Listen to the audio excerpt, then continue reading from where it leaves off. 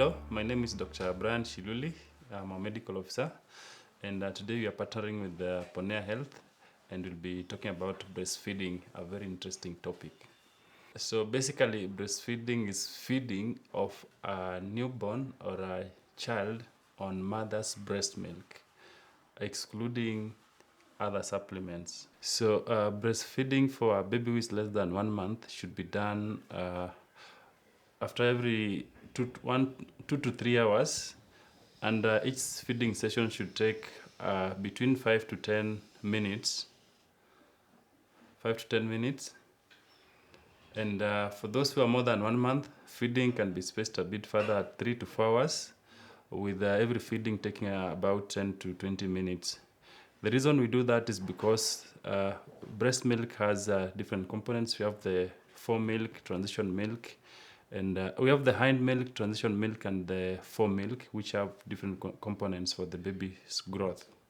Yes, I think the reason you should alternate those breasts is because we've said when you're breastfeeding, we have fore milk, transition milk, hind milk. So you have to ensure that the baby receives all the components in the three types of milk. If you alternate, in between, you will not have the baby receive all the components that she's supposed to get from the breast milk. So you have to feed on one, then after baby is contented, then you go to the other one, maybe in the next feeding.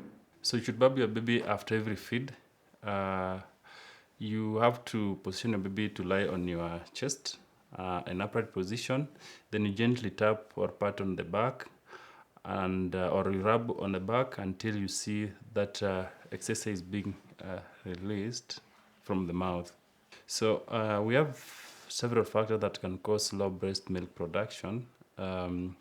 Major one being psychological stress or emotional stress, or social stress at home. Those are things that can affect your brain, coordination of your brain, pituitary gland, and the hormones that will impair the production of the milk.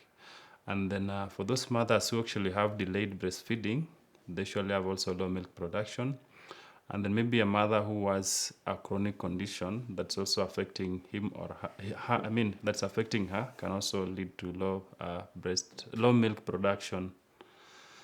And then some medications can also lead to low milk production, but we become a bit cautious when prescribing medication to mothers who are lactating, so that we don't have medication that will impair the production of the milk. So the available treatment options for low milk production is one, we start with the social support, where we want the mother to be emotionally stable. We remove away all stressors. We ensure we give a comfortable environment, a caring environment. We have to also congratulate her for getting the baby, so that bonding and that social support system will help her to have good milk production.